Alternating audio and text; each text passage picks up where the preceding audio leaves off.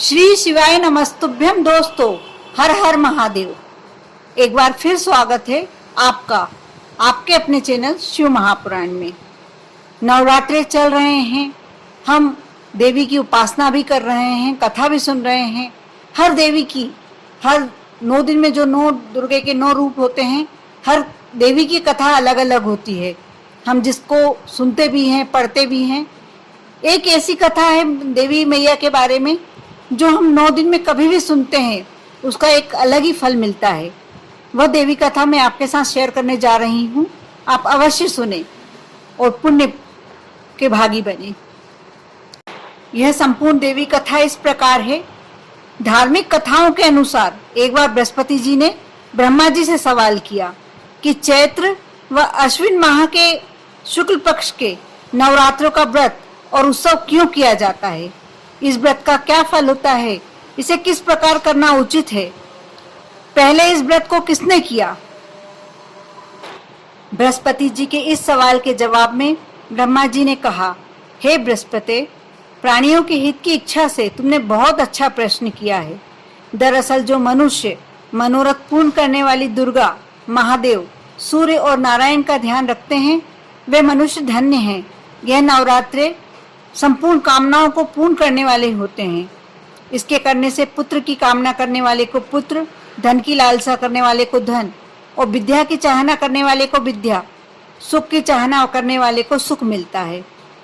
और इस व्रत को करने से रोगी मनुष्य का रोग दूर हो जाता है, मनुष्य की संपूर्ण विपत्तियां दूर हो जाती हैं और घर में समृद्धि की वृद्धि होती है। बंध्या को पुत्र की प्राप्ति होती है, समस्त पापों से छुटकारा मिल जाता है और मन का मनोरथ सिद्ध हो जाता है। ब्रह्मा जी के अनुसार जो मनुष्य इस नवरात्रि व्रत को नहीं करते हैं, उन्हें अनेक दुखों को भोगना पड़ता है और कष्ट व रोग से पीड़ित होकर अंगहीनता को प्राप्त होते हैं। उसके संतान नहीं होती, वह धन धान्य से रहित हो जाता है, भूख और प्यास से व्याकुल घूमता फिरता रहता है तथा संज्ञाहीन हो जाता है। जो सद्वा स्त्री इस व्रत को नहीं करती, वह पति सुख से वंचित हो जाती है, नाना दुखों को भोगती है। यदि व्रत करने वाला मनुष्य सारे दिन का उपवास न कर सके तो एक समय भोजन करके और 10 दिन बांधवों सहित नवरात्रि व्रत का कथा का श्रवण करे तो भी वही फल प्राप्त होता है। तो यदि आप किसी कारण से व्रत करने में के सक्षम नहीं हैं, तो आप सिर्फ यह नवरात्रि की कथा किसी भी दिन तन्मयता से श्रद्धा पूर्वक श्रवण करते हैं तो आपको वही फल प्राप्त होता है जो नवरात्रि में व्रत करके होता है। हे बृहस्पति, जिसने पहले इस महाव्रत को किया है, वह कथा मैं तुम्हें सुनाता हूँ। तुम सावधान होकर ध्यान से सुनो। इस प्रकार ब्रह्मा जी का वचन सुनकर बृहस्पति जी बोले, हे ब्राह्मण, मनुष्यों का कल्याण करने वाले इस व्रत के इतिहास को मेरे लिए कहो। मैं ध्यान से सुन रहा हूँ, सावधान होकर सुन रहा हूँ। आपकी शरण में आए हुए मुझ पर कृपा करो। हे प्रभु, मुझ पर कृपा करो। ब्रह्मा जी बोले, प्राचीन काल में मनोहर नगर में पीठक नाम का एक अनाथ ब्राह्मण रहता था। वह भगवती दुर्गा का अनन्य भक्त था। उसके यहाँ सद्गुणों से युक्त सुमति नाम की एक अत्यंत सुंदर कन्या उत्पन्न हुई। वह कन्या सुमति अपने पिता के घर बाल्यकाल में अपनी सहेलियों के साथ क्रीड़ा करती हुई इस प्रकार बढ़ने लगी जैसे शुक्ल पक्ष में चंद्रमा की कला बढ़ती है। उसका पिता दिन प्रतिदिन जब माँ दुर्गा की पूजा करके होम किया करता था, उस समय वह नियम से उपस्थित रहती। एक दिन सुमति अपनी सखियों के साथ खेल में लग गई और भगवती के पूजन में उपस्थित नहीं हो पाई।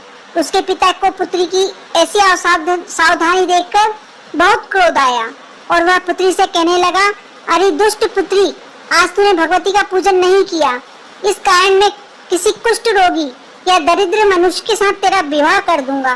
पिता का ऐसा वचन सुनकर सुमति को बड़ा दुख हुआ। वह पिता से कहने लगी, हे पिता, मैं आपकी कन्या हूँ तथा सब तरह से आपके अधीन हूँ।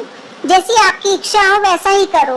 राजा से, कुष्ठी से, दरिद्र से अथवा जिसके साथ चाहो मेरा विवाह कर दो, पर होगा वही जो मेरे भाग्य में लिखा है।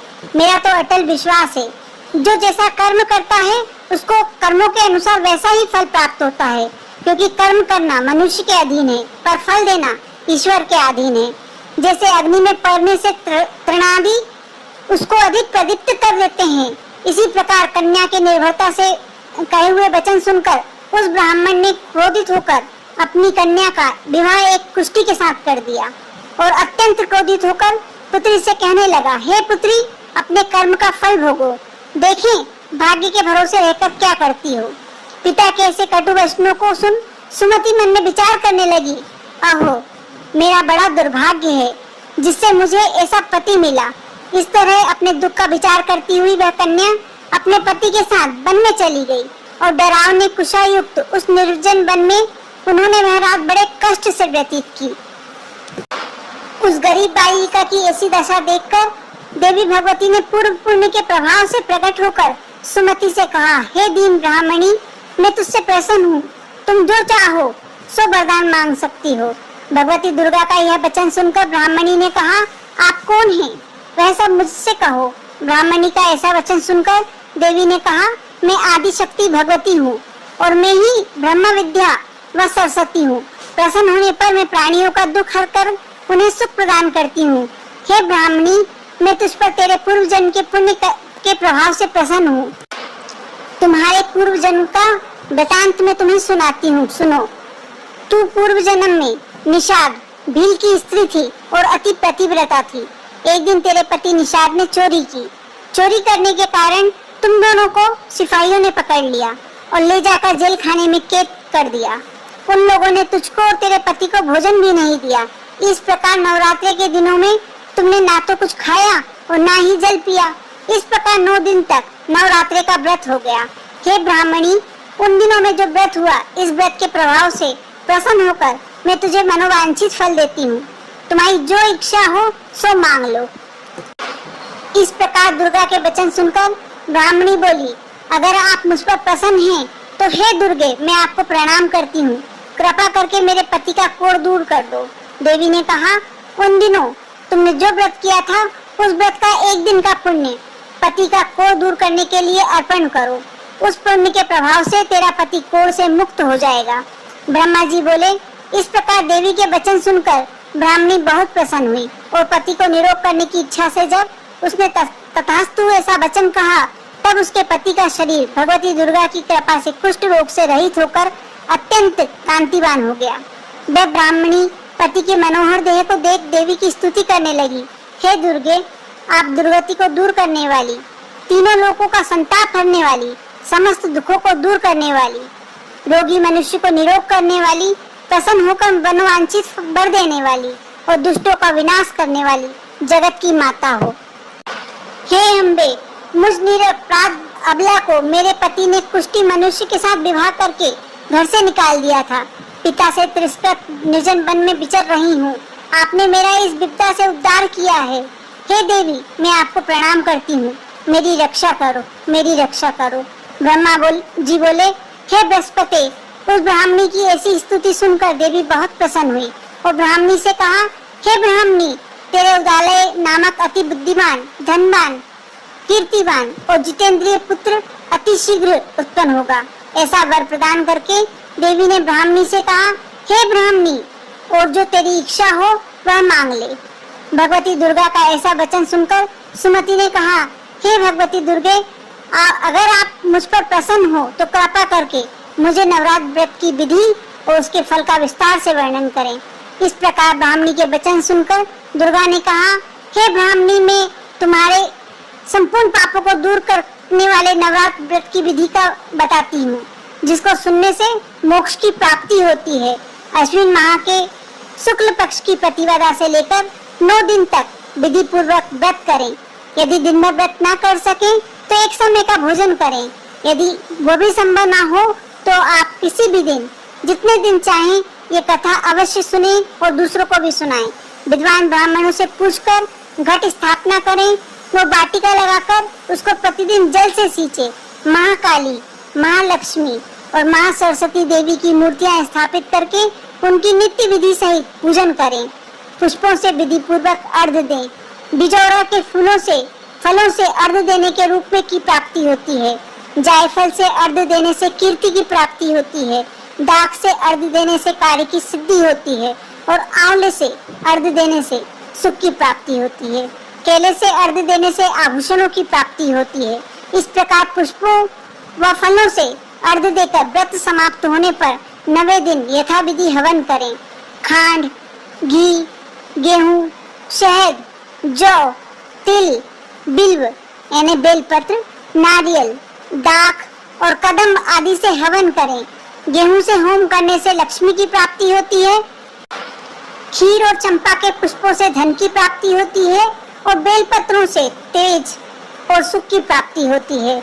आंवले से कीर्ति की और केले से पुत्र की, कमल से राज सम्मान की और दाखों से संपदा की प्राप्ति होती है। खांड, घी, नारियल, शहद, जौ और तिल तथा फलों से होम करने से मनोवांछित वस्तु की प्राप्ति होती है। व्रत करने वाला मनुष्य इस विधि विधान से होम करके आचार्य को अत्यंत निर्मलता के साथ प्रणाम करे और यज्ञ की सिद्धि के लिए उसे दक्षिणा दे। इस प्रकार बताई हुई विधि के अनुसार जो व्यक्ति व्रत करता है उसके सब मनोरथ सिद्ध होते हैं। इसमें तनिक भी संदेह नहीं है बेटी। इन 9 दिनों में जो कुछ दान आदि दिया जाता है उसका करोड़ों गुना फल प्राप्त होता है। इस नवरात्रि व्रत करने से अश्वमेध यज्ञ का फल मिलता है। हे ब्राह्मणी, इस संपूर्ण कामनाओं को पूर्ण करने वाले उत्तम फल व्रत को तीर्थ, मंदिर अथवा घर में विधि के अनुसार करें। ब्रह्मा जी बोले, हे बृहस्पति, इस प्रकार ब्राह्मणी को व्रत की विधि और फल बताकर देवी अंतर ध्यान हो गई। जो मनुष्य या स्त्री इस व्रत को भक्ति पूर्वक करती है वह इस लोक में सुख प्राप्त करके अंत में दुर्लभ मोक्ष को प्राप्त होते हैं। हे बृहस्पति, इस दुर्लभ व्रत का महात्म्य है जो मैंने तुम्हें बतलाया है।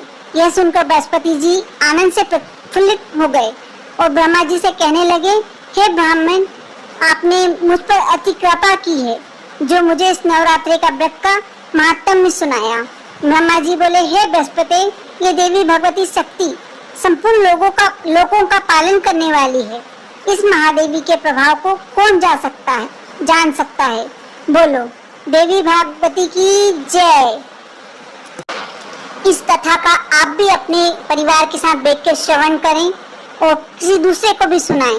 यह कथा जो भी सुनता है उसके सारे पाप नष्ट होकर उसे मोक्ष की प्राप्ति होती है। लक्ष्मी, सुख संपत्ति, सुख संपदा, विद्या, जो भी आपके यहाँ कमी है वह सब आपके को प्राप्त होती है। आप भी इस कथा को श्रद्धा पूर्वक सुने और सभी को सुनाएं। नमः शिवाय।